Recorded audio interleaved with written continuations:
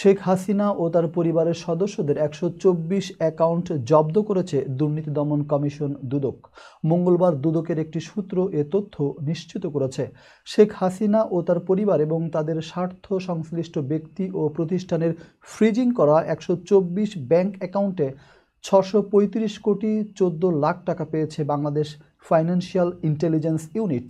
এছাড়া ১,৮০,০০,০০০ টাকা দলিল মূল্যে রাজুকের ৬০ কাঠা প্লট এবং ৮,৮৫,০০,০০০ টাকা মূল্যের ১০% জমিসহ ৮টি প্লট অবরুদ্ধ করেছে বিএফআইইউ।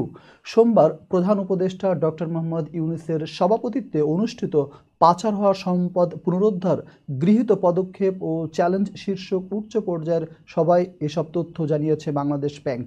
পরে প্রধান উপদেষ্টা কার্যালয়ের প্রেস উইং জানায়, শেখ হাসিনা তার পরিবার ও তাদের স্বার্থ সংশ্লিষ্ট ব্যক্তি ও প্রতিষ্ঠানের নামে যুক্তরাষ্ট্র, যুক্তরাজ্য, মালয়েশিয়া, সিঙ্গাপুর, হংকং এবং কেম্যান দ্বীপপুঞ্জে সম্পদের সন্ধান পাওয়া গেছে। এছাড়া মালয়েশিয়ার একটি অ্যাকাউন্টে রাশিয়ান স্ল্যাশ ফান্ডের অস্তিত্ব পাওয়া গেছে বলে উল্লেখ করা হয়েছে এতে।